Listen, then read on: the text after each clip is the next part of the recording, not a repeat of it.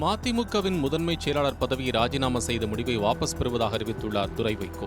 இந்த நிலையில் துரை வைகோவின் ராஜினாமாவே ஒரு நாடகம்தான் என்றும், இது மல்லை சத்யாவை அடிபணிய வைக்க அப்பா மகன் இணைந்து நடத்திய அரசியல் நாடகம் என்றும் அரசியல் வட்டாரத்தில் கூறப்படுகிறது. மதிமுகவில் நடப்பது என்ன? விரிவாக பார்க்கலாம் இந்த செய்தி தொகுப்பில்.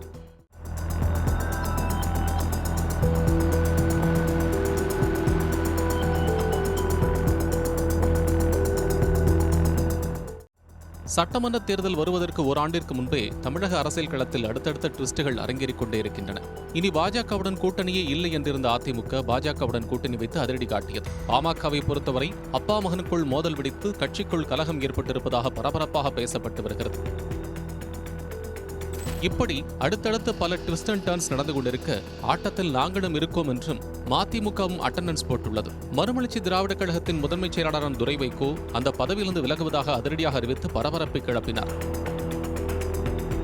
அதாவது மதிமுகவில் துரை வைகோவின் வருகைக்கு பிறகு நீண்ட ஆண்டுகளாக பயணித்தவர்கள் மத்தியில் அதிருப்தி ஏற்பட, இதன் தொடர்ச்சியாக மதிமுக துணை பொதுச் செயலாளரான மல்லை சத்யாவிற்கும் துரை வைகோவிற்கும் இடையே மோதல் வெடிக்க தொடங்கியதாக கூறப்படுகிறது. இந்த நிலையில்தான் மதிமுகவின் தொழிலாளர் முன்னணியினர் பொதுக்கூட்டத்தில் துரை வைகோ மேடையில் இருக்கும்போதே அக்கட்சியில் ஜாதி பார்த்து பதவி வழங்கப்படுவதாக சிலர் ஆவேசமாக கொந்தளிக்க துரை வைகோவும் பதிலளித்துக் கொண்டிருந்தார். ஆனால் துரை வைகோவின் பேச்சை கேட்க அதிருப்தி நிர்வாகிகள் தயாராக இல்லை என்பதால் கூட்டத்திலிருந்து பாதியிலேயே வெளியேறினார் துரை வைகோ. இதனால் மதிமுகவிற்குள் பெரும் சலசலப்பு ஏற்பட்டது.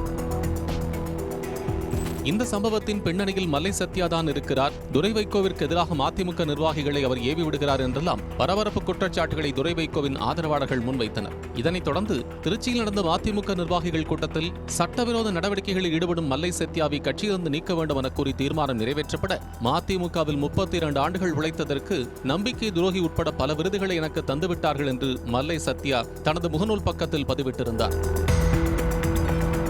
எனக்கு எதிராக சிலர் தீர்மானம் நிறைவேற்றினாலும் வைகோவின் இதயத்திலிருந்து என்னை நீக்க முடியாது என பெரும் நம்பிக்கையோடு பதிவிட்ட மல்லை சத்யா குறிப்பிட்டது போலவே திருச்சியில் மல்லை சத்யாவுக்கு எதிராக நிறைவேற்றப்பட்ட தீர்மானத்தை கண்டித்து மதிமுக பொதுச் செயலாளரான வைகோ கண்டனம் தெரிவித்தார். இப்படி மதிமுகவிற்குள் தொடர்ந்து துரை வைகோ மற்றும் மல்லை சத்யா இடையே பனிப்போர் நிலவி வரும் நிலையில் அதன் உச்சகட்டமாக மறுமலர்ச்சி திராவிட முன்னேற்றக் கழகத்தின் முதன்மைச் செயலாளர் பதவியிலிருந்து விலகுவதாக அறிவித்தார் துரை வைகோ. இது தொடர்பாக அவர் வெளியிட்ட அறிக்கையில், பத்திரிகைகளுக்கும் ஊடகங்களுக்கும் செய்திகளை கொடுத்து கட்சியை சிதைக்கின்ற வேலையை மறைமுகமாக செய்து வருகிறார் ஒருவர் என்று குறிப்பிட்டிருந்தார் துரை வைகோ. அவர் குறிப்பிட்டுள்ளது யாரை என்று கேள்வி எழுப்பப்பட்டு வந்த நிலையில் இது தொடர்பாக மதிமுக வட்டாரத்தில் விசாரிக்கும் போது மல்லை சத்யாவிற்கு வைகோவிடம் இருக்கும் செல்வாக்கு காரணமாக அவரை ஒன்றும் செய்ய இயலாது என்பதை நன்குணர்ந்ததால் தான் துரை வைகோ வேறு வழியில்லாமல் இப்படி ஒரு முடிவை எடுத்துள்ளதாக கூறப்பட்டது. துரை வைகோவை சமாதானப்படுத்த வைகோ ஆட்களை அனுப்பி பேச்சுவார்த்தை நடத்தியதாகவும் கூறப்பட்டது. இந்த நிலையில் சென்னை எழும்பூரில் உள்ள மறுமலர்ச்சி திராவிட முன்னேற்றக் கழகத்தின் தலைமை அலுவலகமான தாயகத்தில் அக்கட்சியின் நிர்வாகக் குழு கூட்டம் நடைபெற்றது. இந்த கூட்டத்தில் பங்கேற்பதற்கு முன் தான் எடுத்த முடிவிலிருந்து பின்வாங்கப் போவதில்லை என்றும், மல்லை சத்யா மட்டுமே வைகோவில் சேனாதிபதி அல்ல, அவரை விட 10-20 ஆண்டுகள் அதிகமாக உழைத்தவர்களுக்கு வாய்ப்பு வழங்க வேண்டும் என்றும் துரை வைகோ தெரிவித்தார். இத்தகைய சூழலில் கூடிய மதிமுக நிர்வாக குழு கூட்டத்தில் அக்கட்சியின் பொதுச் செயலாளர் வைகோ, முதன்மைச் செயலாளர் துரை வைகோ, துணை பொதுச் செயலாளர் மல்லை சத்யா உள்ளிட்ட முக்கிய பொறுப்பாளர்கள் என பலரும் கலந்து கொண்டனர். இந்த கூட்டத்தில் பேசிய மல்லை சத்யா, துரை வைகோ அரசியலுக்கு வர வேண்டும் என முதலில் விரும்பியது நான் தான். மதிமுகவின் நலனுக்கு எதிராக எந்த இடத்திலும் நான் செயல்படவில்லை. மதிமுகவின் துணை பொதுச் செயலாளர் பதவியை ராஜினாமா செய்ய தயாராக இருக்கிறேன். நிர்வாகிகள் மத்தியில் வாக்கெடுப்பு நடத்தி என்னை கட்சியிலிருந்து நீக்கிவிடுங்கள். கடைசி வரை வைகோவின் தொண்டனாகவே இருந்துவிட்டு போகிறேன் என்று உருக்கமாக பேசியதாக கூறப்படுகிறது.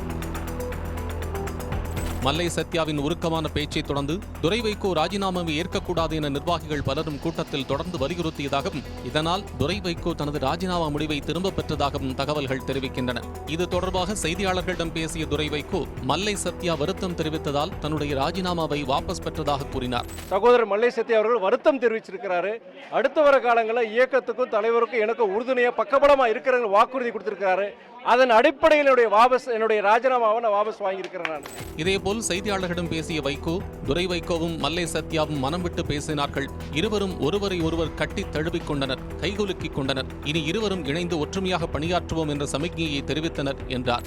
துணை பொதுச் செயலாளர் மல்லை சத்யா அவர்களும் முதன்மை செயலாளர் மதிப்புக்குரிய துரை வைகோ அவர்களும் மனம் விட்டு பேசினார்கள், உள்ளம் திறந்து பேசினார்கள். தங்கள் உணர்ச்சிகள் ஆவேசத்தின் வடியலாக வந்த சில வார்த்தைகள் எல்லாவற்றையும் மிக நாகரீகமாக இருவருமே கையாண்டார்கள். இதில் மல்லை சத்யா அவர்கள் இனிமேல் இப்படிப்பட்ட பதிவுகள் வராது, அப்படிப்பட்ட சூழ்நிலை ஏற்படாது, அதற்கு நான் ஒருபோதும் இடம் கொடுப்பதில்லை என்று உறுதிமொழி கொடுத்து, ஆகவே இதனை ஏற்றுக்கொள்ள வேண்டும் சகோதரர் துரை வைகோ என்று சொன்னதோடு, நான் இயக்கத்திற்கும் மறுமலர்ச்சி திமுக கழகத்திற்கும் தலைமைக்கும் முதன்மை செயலாளருக்கும் பக்கபலமாக உறுதுணையாக இனி நான் உறுதியாக செயல்படுவேன் என்று சத்யா அவர்கள் சொன்னார்கள். மதிமுகவில் விடுத்துள்ள இந்த பிரச்சனையானது அரசியல் களத்தில் நாங்களும் இருக்கிறோம் என்று பதிவு செய்வதற்கான நாடகம் என்று ஒரு பக்கம் சொல்லப்பட்டாலும் இது மல்லை சத்யாவை ஓரங்கட்ட அப்பா மகன் இணைந்து அரங்கேற்றிய நாடகம் என்றே சொல்லப்படுகிறது. வைகோ கட்சியின் தலைவர் என்பதை தாண்டி துரை வைகோவின் தந்தை. இத்தகைய சூழலில் அவரை கேட்காமலா துரை வைகோ ராஜினாமா கடிதத்தை வெளியிட்டிருப்பார்? அதுவும் மல்லை சத்யாவின் வாயாலேயே துணை பொதுச் செயலாளர் பதவியை ராஜினாமா செய்யப் போவதாக கூற வைத்து விட்டார்களே என்று அரசியல் விமர்சகர்கள் கூறுகின்றனர். அதாவது துரை வைகோவை கட்சியின் தலைவராக நியமிக்க வேண்டும் என்பதாலும், ஆனாலும் அது வாரிசு அரசியல் கணக்கிலும் வரக்கூடாது என்பதாலும் அப்பா மகன் இணைந்து இப்படி ஒரு நாடகத்தை அரங்கேற்றி மல்லை சத்யாவை பகடைக்காயாக பயன்படுத்தி விட்டார்கள் என்று விவரம் அறிந்தவர்கள் கூறுகின்றனர். வைகோவின் உடல்நிலையை பொறுத்தவரை முன்பு போல் இல்லாததால் அடுத்தடுத்து கட்சியை வழிநடத்தும் பொறுப்பு யாரிடம் செல்லப்போகிறது என்ற எதிர்பார்ப்பு இருப்பதாகவும், அதற்கு தகுதியான ஆளாக மல்லை சத்யா இருப்பதாலும் அவரை ஓரங்கட்டி துரை வைகோவை தலைவராக்கவே இப்படி ஒரு நாடகத்தை அரங்கேற்றியுள்ளார் வைகோ என்ற குற்றச்சாட்டுகளும் முன்வைக்கப்பட்டு வருகின்றன. வாரிசு அரசியலை எதிர்த்து கட்சி தொடங்கிய வைகோ இன்று அந்த கட்சிக்கு அடுத்த தலைவராக தமது வாரிசை நியமிக்க தனக்காகவும் கட்சிக்காகவும் நெடுங்காலம் உழைத்த மல்லை சத்யாவிற்கு துரோகம் செய்வதாகவும் பலரும் குற்றச்சாட்டுகளை முன்வைக்கின்றனர். இது உண்மையிலேயே உட்கட்சி பூசலா இல்லை அதிகாரத்திற்கான நாடகமா என்பதை பொறுத்திருந்துதான் பார்க்க வேண்டும்.